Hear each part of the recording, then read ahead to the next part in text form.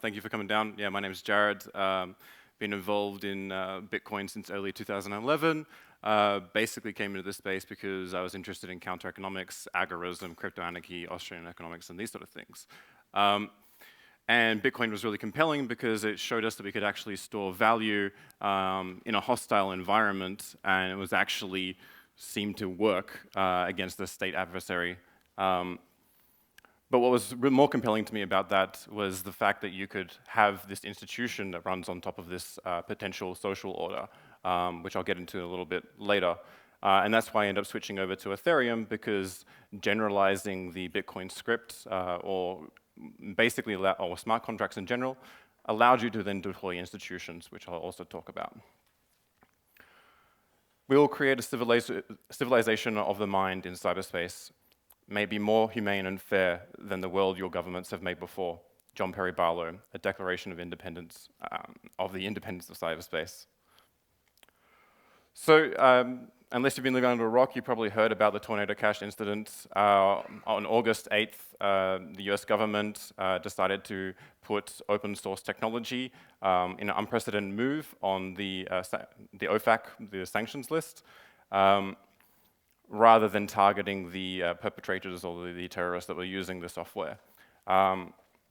Coincidentally, 2 days later, on August the 10th, Alexei Pertsev was detained by the FIOD in Netherlands without any cause or formal charges against him. He is currently still being detained, and he will be for 90 days, awaiting to hear the charges against him. This has massive implications for all of us in this room, both as users and builders of this technology and the way that we are thinking. Because this means if you are an open source builder or programmer, your code, even if it's not directly tied to you being published, could be used against you. There is now what do you call it? There's now a case being put against the US government, basically trying to lift this ban and sue, because basically the Tornado Cash, or open source software in general, or technology in general, does not belong on the SDN list.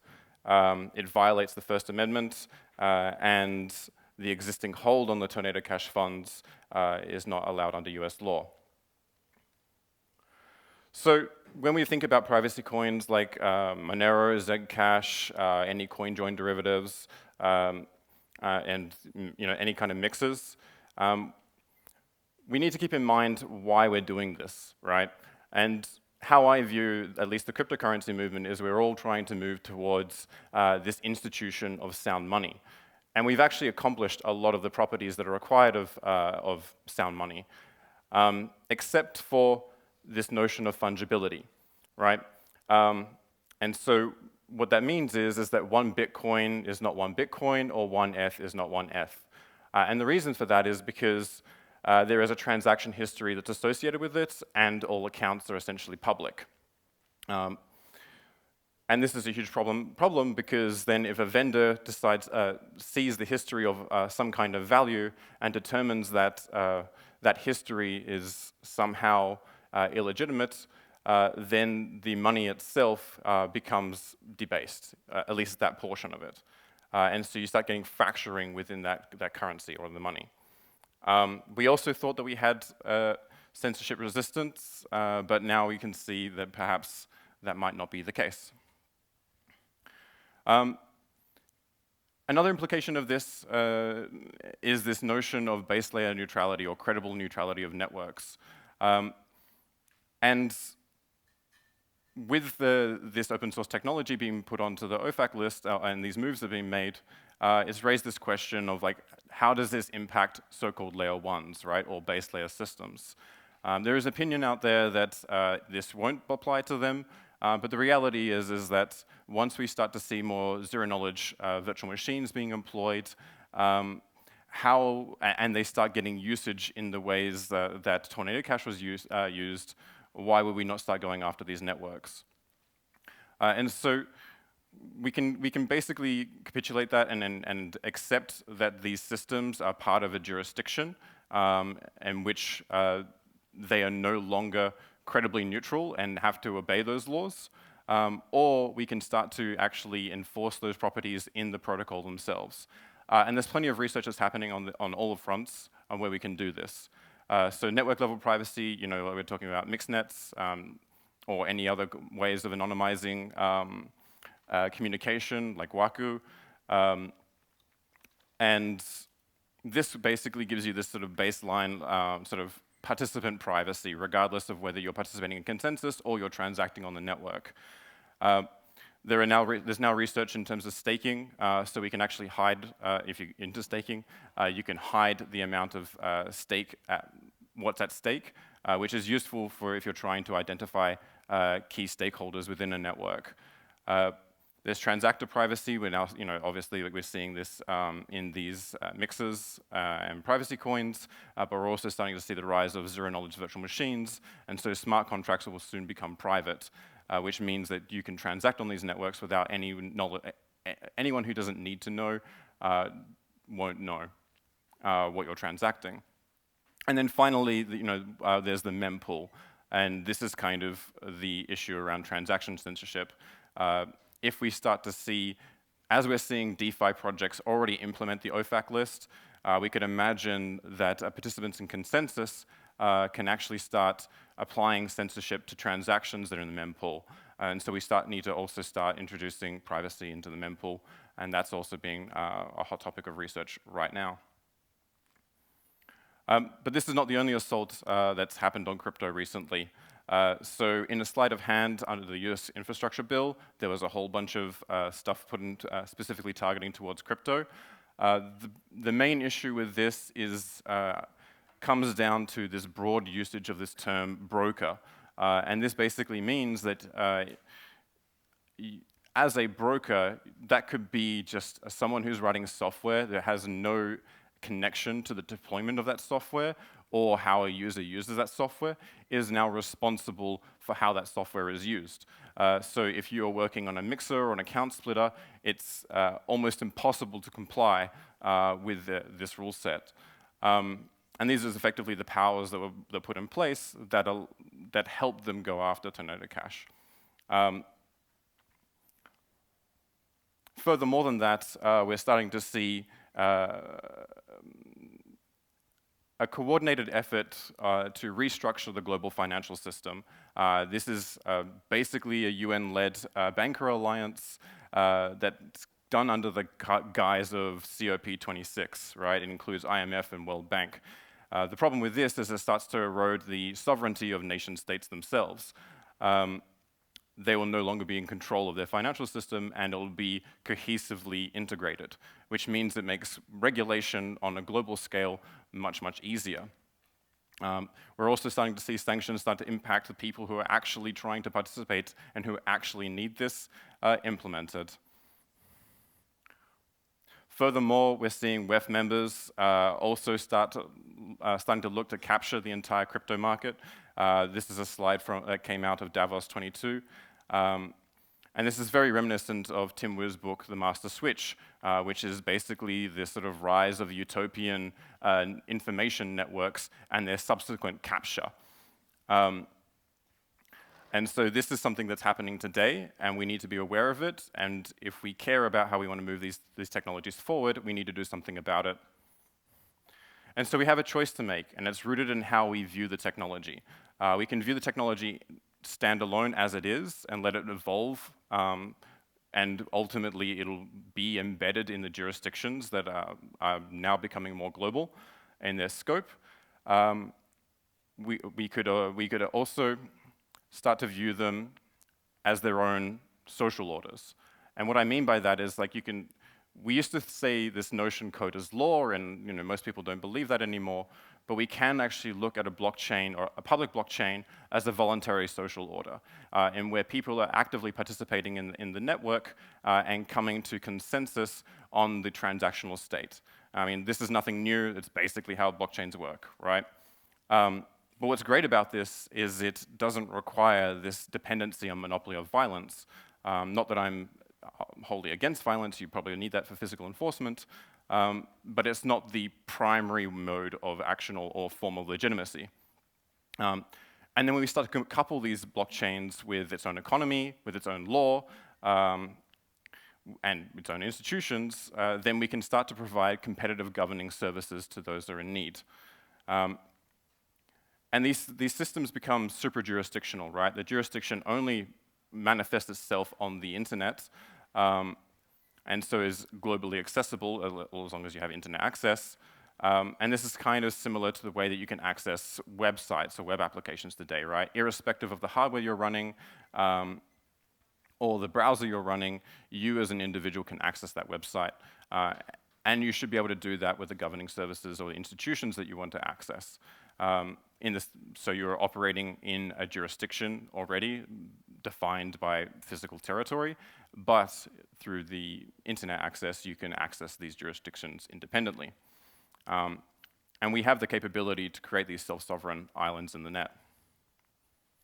This is not a new idea at all. I read Crypto Anarchy, Cyberstates, and Pirate Utopias when I was like 16. So it's a latent cypherpunk dream to realize this notion of temporary autonomous zones or cyberstates. And this sentiment was also echoed in public servants under the form of virtual states or e-governments, albeit not as well expressed and certainly not as visionary. They were mostly like web portals. Even Leslie Lamport saw this when he introduced the Paxos protocol in the paper The Part-Time Parliament. His fictional example was an island in which merchant traders would come to that island to do their trading, but also realized that they needed some form of government on that island. The problem is they all wanted to leave and do their trading and merchant work, and so they used Paxos in order to create a parliamentary chamber on the island, irrespective of whether everyone was there or not.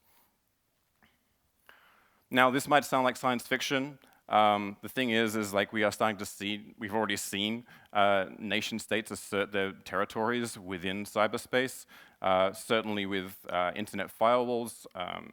Many countries have them, some kind of form of blanket internet censorship, some worse than others. But roughly 20 years ago, more than 20 years ago, the US set up a super-jurisdiction. The super-jurisdiction is essentially the ability to extend your jurisdictional boundaries beyond your physical boundaries. And it did this through cyberspace. Basically, the idea was, the Patriot Act was to combat terrorism, but the reality is it meant that any data that touched an American company's data center, irrespective of where it was on the planet, is now open to the US government for free access. And moreover, there's a built-in gag order. And that gag order basically prevents you, as a user, from ever knowing that your information was accessed or changed or manipulated. Yeah, so we have Matthew Waxman from the Council of Foreign Relations saying during the 1960s and 70s, national security intelligence powers were used by government agents to spy on political opposition and cast abusively wide nets. This legacy of abuse raises a lot of questions about these new surveillance powers. And here we have Saskia Sassen basically saying a very similar thing and pointing out exactly how it's going to work. And maybe that's fine, you know, like we like to think of the United States as like the bastion of like freedom. It is like, yeah, exactly, right? But there is a problem with that. Over the past 17 years, the Freedom House Index has been showing that civil liberties and freedom has been declining. And perhaps more damningly, the United States has been also rapidly declining. I'll stop here with the moral argumentation, but if you want to watch another talk that I did here, From Cryptocurrencies to Crypto States, there you go, there's a QR code. It's on YouTube.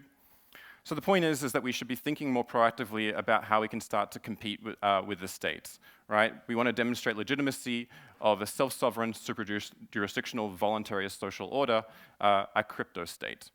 And if we don't, then the full potential of this technology that should go beyond cryptocurrencies will not become realized, and in fact, it probably become tyrannical in the form of digital ID and all that sort of stuff.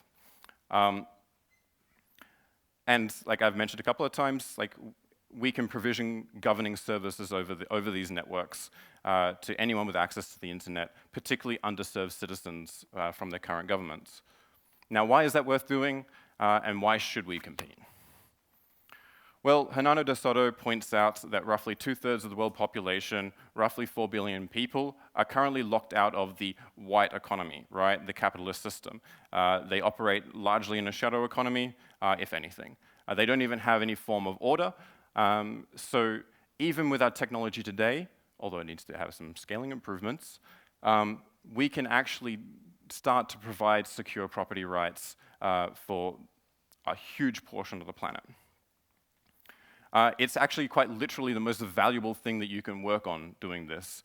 The World Bank came out with a study in 2006 trying to understand where the wealth of nations lies, and ultimately determined that between human capital and the value of institutions, as measured by the rule of law, which I won't go into because it's very complex, constitutes the largest share of wealth in virtually all nations. It even surpasses natural resource extraction.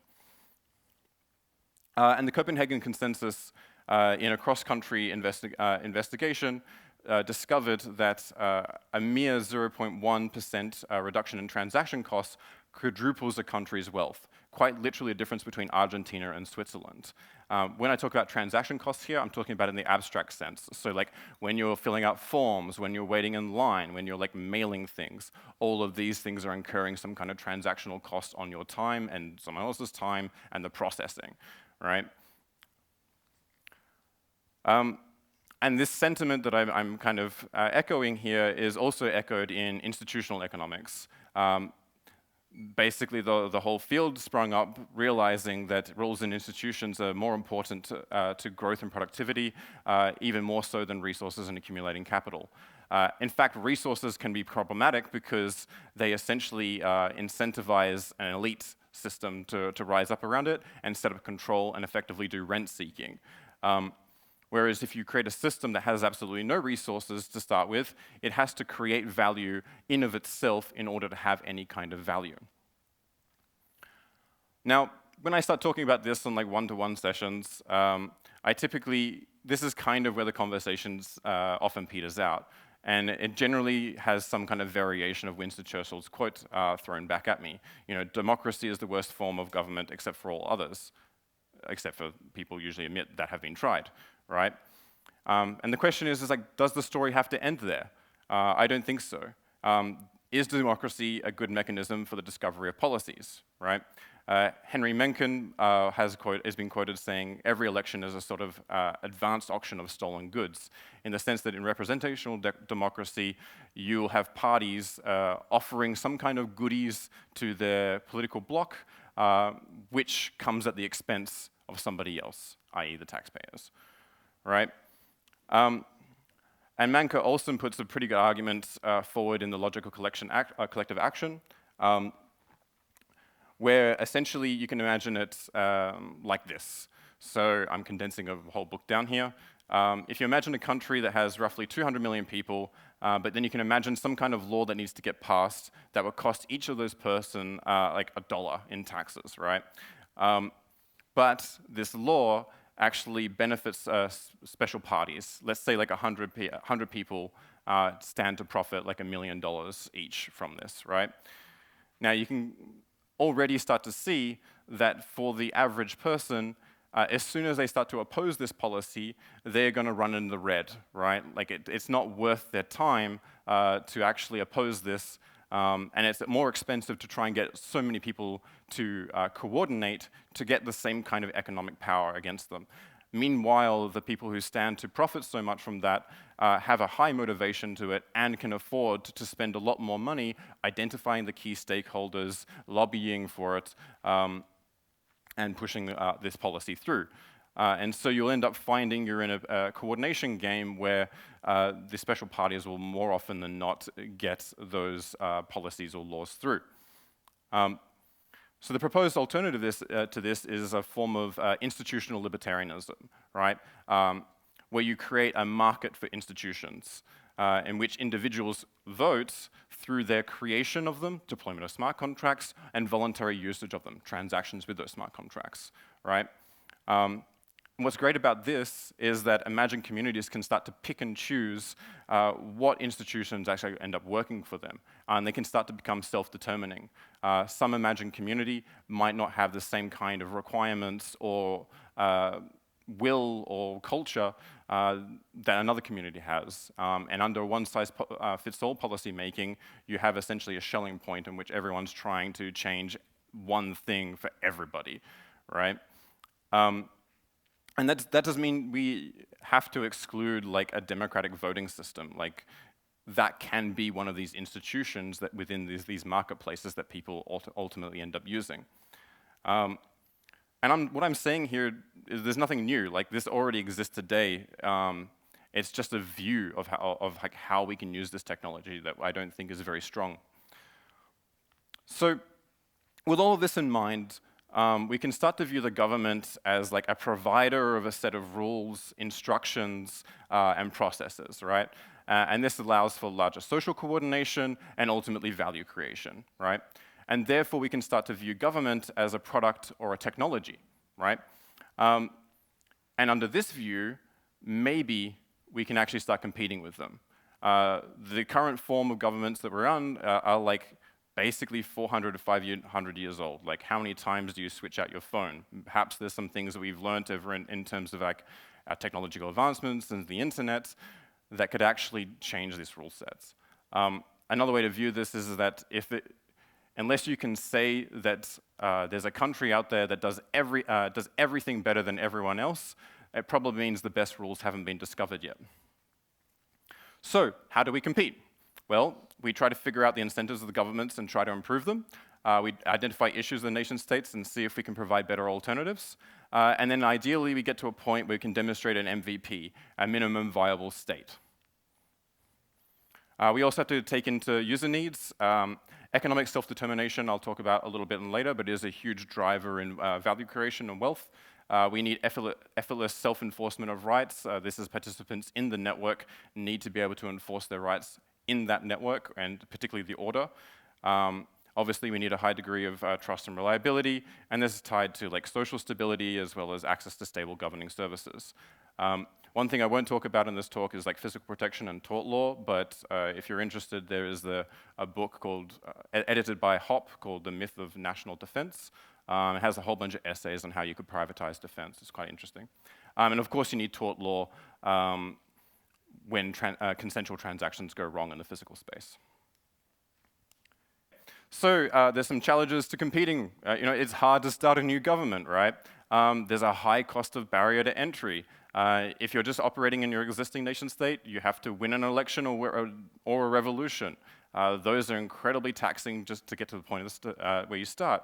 Or you can try and win a war. Now, most governments operate, at least the ones we live in, operate well enough that it probably isn't worth risking your life over, right? The other issue with this is it inherits a lot of baggage, right? There's an inherent, you have inherent power structures, you're gonna have a bureaucracy, you can try and tear it all down, but then like you're gonna have massive chaos, right?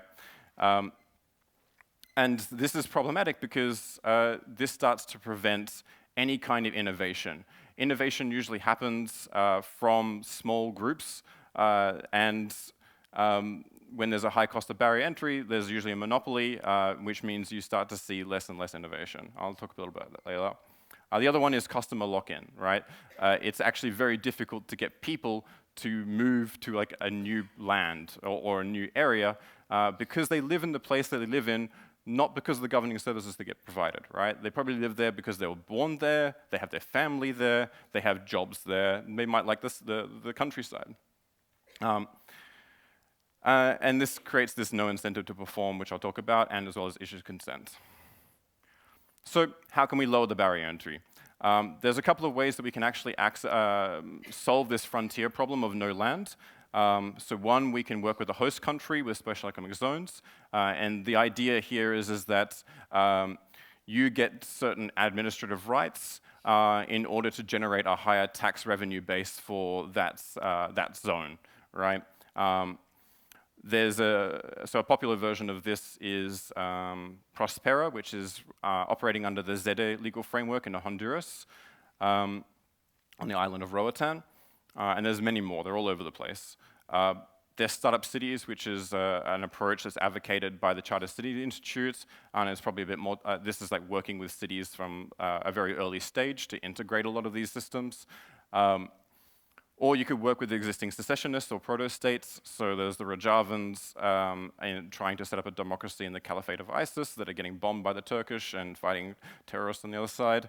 Or there's like the Kachins who have actual UN documentation that they are an independent state going back to the 1940s, and yet they suffer from what's called the natural resource curse, and where the Burmese are taking their militaries in there and doing mineral extraction.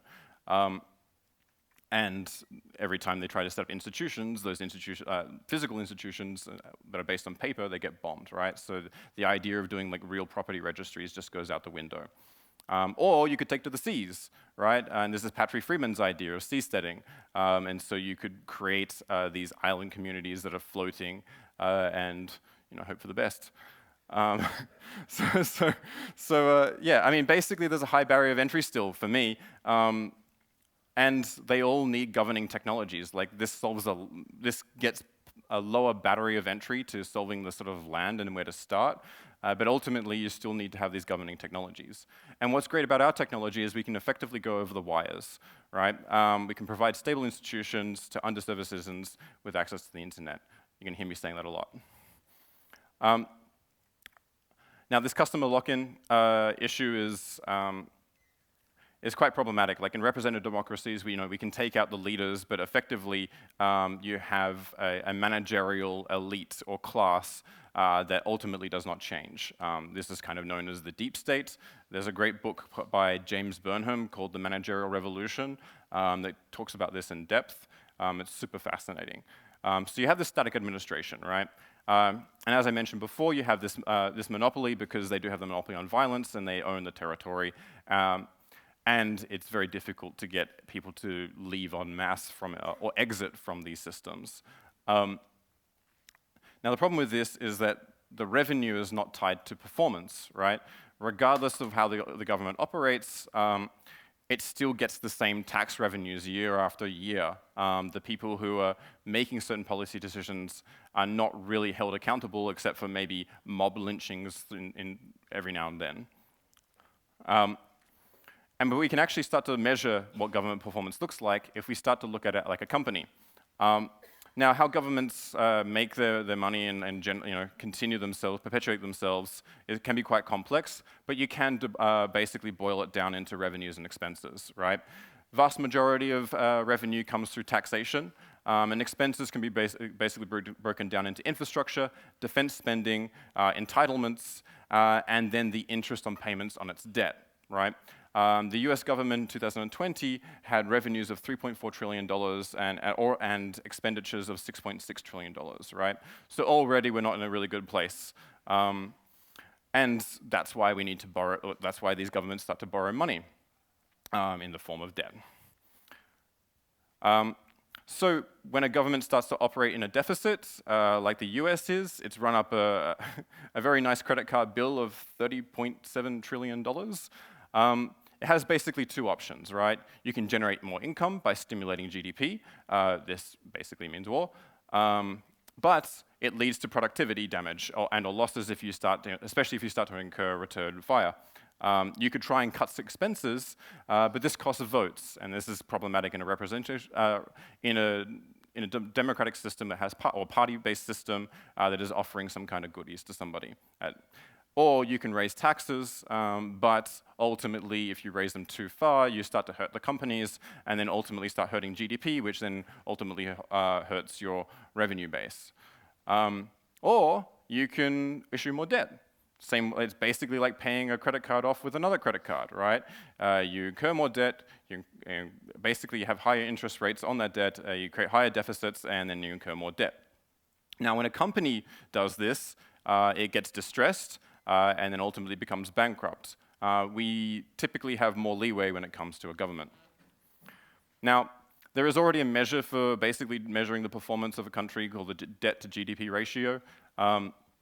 And even back in 2012, the US wasn't really performing that well compared to most EU countries. And certainly after COVID, we're now starting to see the US on a performance level of Greece and Italy, right? Yeah. So the other way to view this is to view it more like a company, right? And you could use what's called the interest coverage ratio. Now, an investor probably won't invest into a company if its interest coverage ratio is less than 1.5, right? So, because it doesn't have enough capacity to be able to pay off its debts. So we can basically look at the government and go, okay, well, we have tax revenues, we have entitlements, we have defense, and that comes to, in this case, roughly, what was it? Yeah, $300 billion, right? The problem is the current interest expense for the United States is $400 billion. So we end up getting an interest coverage ratio of 0.75, not super ideal. The issue here is that the $30 trillion worth of debt is going to mature and will need to be replaced, at which point that debt will have to be issued at another higher coupon, which might be 3.2%. And if that happens, then we get into a point where the annual interest expense becomes like basically $1 trillion, or i.e. bankrupt.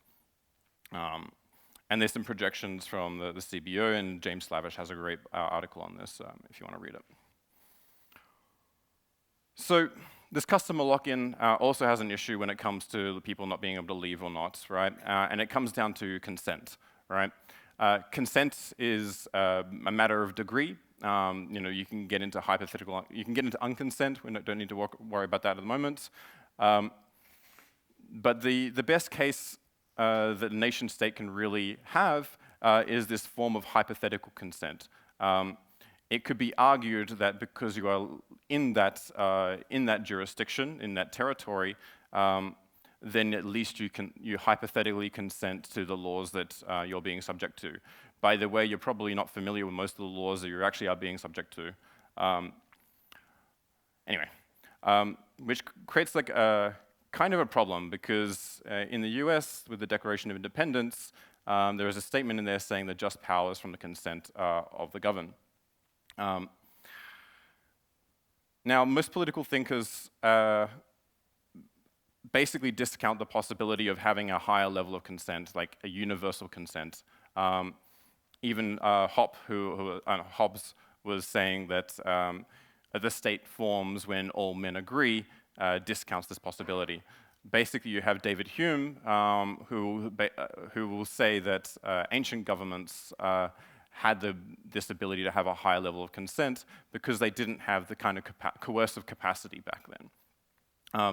There's also the issue of the Constitution having no legal authority from Lysander Spooner's point of view.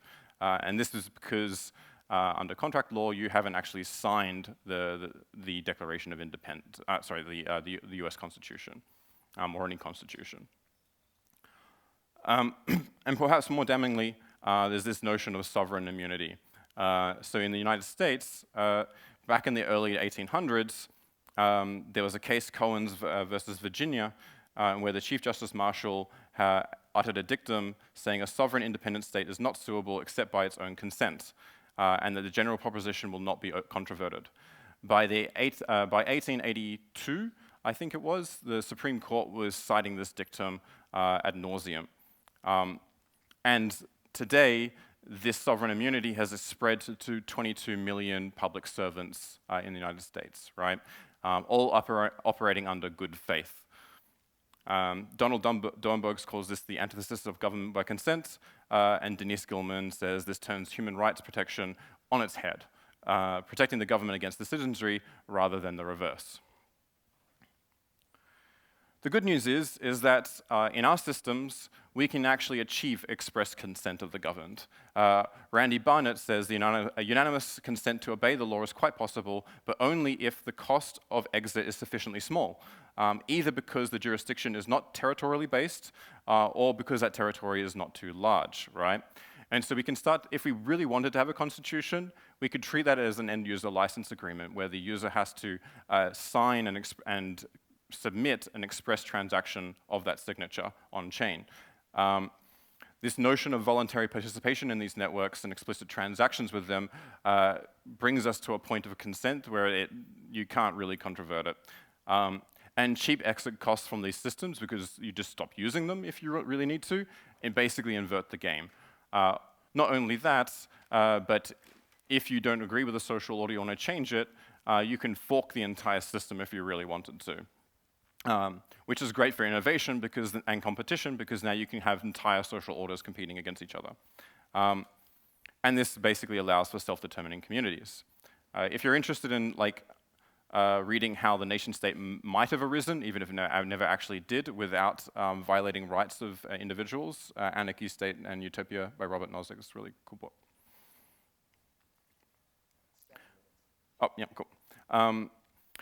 So we can also apply this notion of market of choice or institutional libertarianism towards the law. Currently, court systems are rather monolithic and kind of backed up.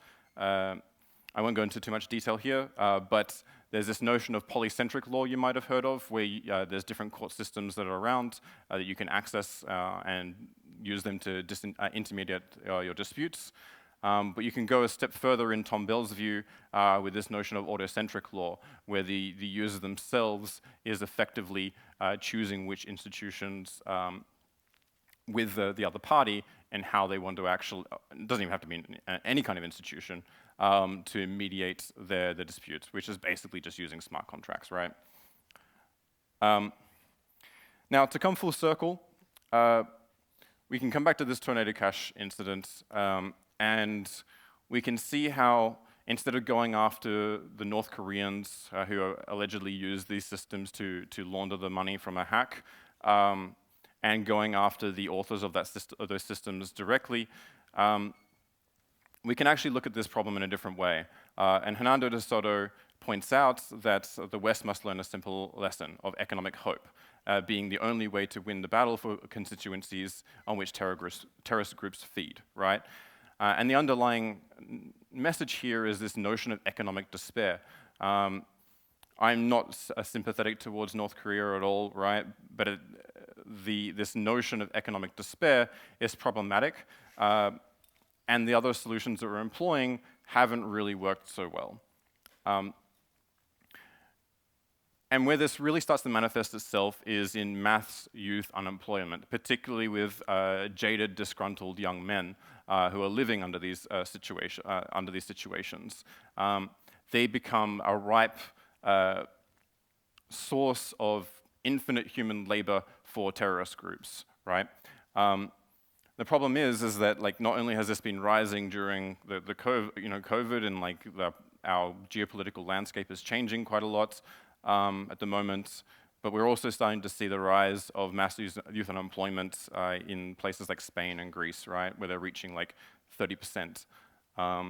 So and we're not doing the replacement rates in terms of population to be able to continue funding the welfare state. So this is going to become very hairy in multiple decades.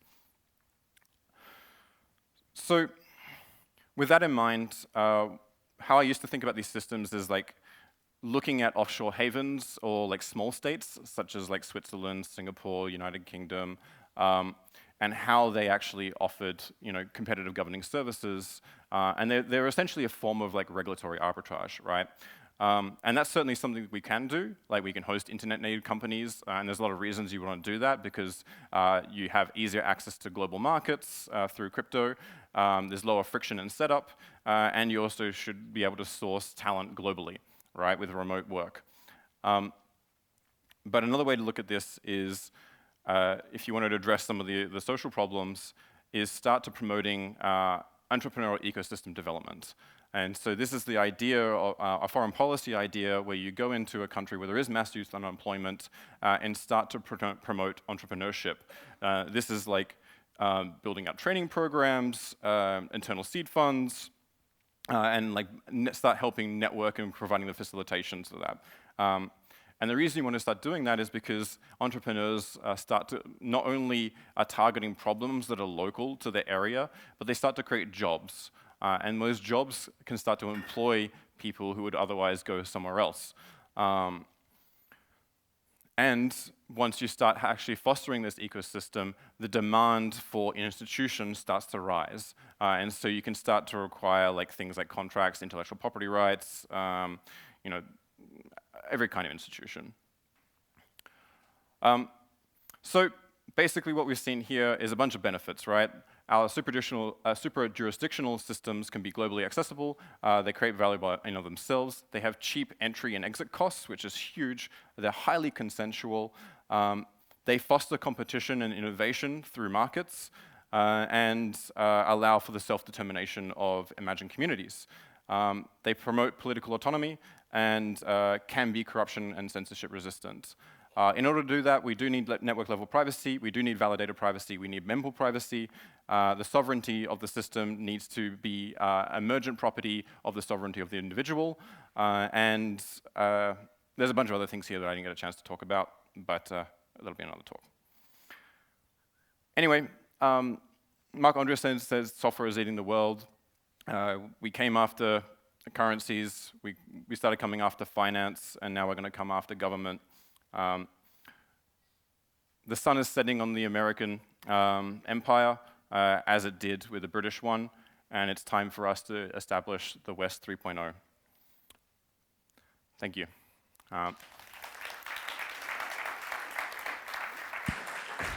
If you're definitely lived up to my intro. Okay, cool. Hope so. The slides will be online. Please look into the resources. I want to ask you one, for me, pregnant question, and that's in terms of scaling up institutional, software.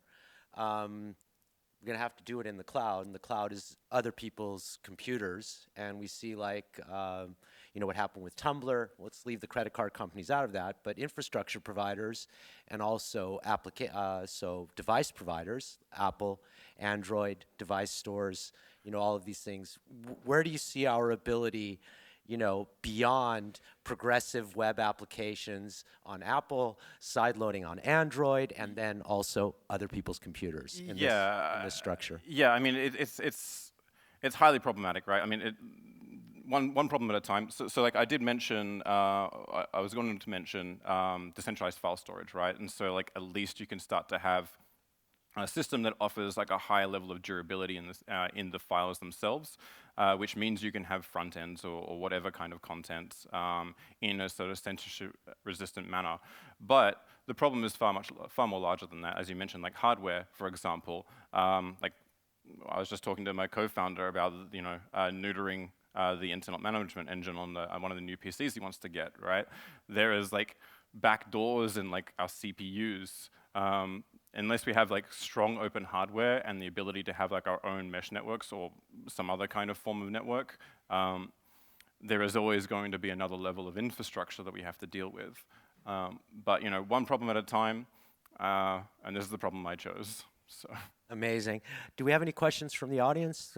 We have time for maybe one or two questions.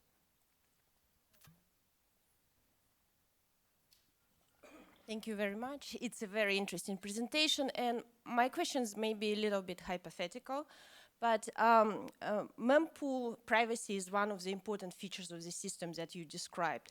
But with the current trends that we see in the US, regulatory trends, this is very easy to imagine how these mempools will be treated as organized criminal groups. Have you considered such risk, or is kind of when we bump into that, we will deal with it? Yeah, I mean, you're right. Like, all talent will fly from the United States, right, if they're willing to continue this course of action. As simple as that. In terms of like the criminality of it, like it can certainly be viewed that way, which is kind of why it's important to demonstrate the legitimacy of these systems over nation states, right? And develop out a viable economy or a prototype of a minimum viable state to show that this is something else.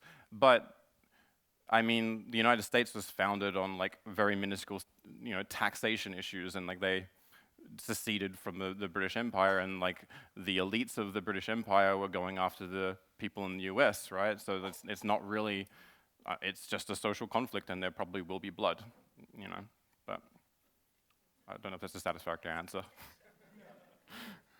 Do we have another question? Yeah? Hi. So one of the cases that you mentioned in your presentation as a headline, like when the Gitcoin community, which is essentially a DAO, right? It's at least can be viewed as a prototype of the autonomous community that you're talking about here.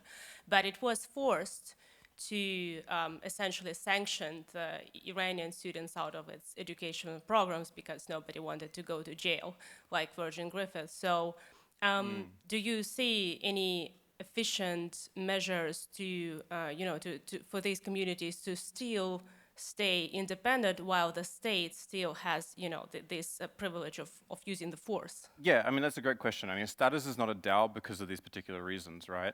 I mean, most DAOs are multi-sigs in some form, but regardless of that, one of the issues is that for any decision that a DAO makes, how you go after them is you start to look at the individual stakeholders of those networks, right? And so like, if there's a majority stakeholder in some kind of token or within the governance decision, they will be held liable. I think Rose is going to be talking about anonymous DAOs later today or sometime during this weekend. And where that's basically the only real sort of recourse is that you need to sever the DAO's decisions from the people who are actually making the decisions, right? And this is not dissimilar from like a limited liability company where the responsibility lies on the entity itself rather than the constituents of that entity. So I would suggest checking out LexDAO's work on Twitter because this is exactly separating governance from liability, the issue that we're having in this cat and mouse game that's going on right now, and there's a lot of thinking happening in that space. Jarrad, man, amazing. Such a pleasure. Thank you so much. Thank you very much.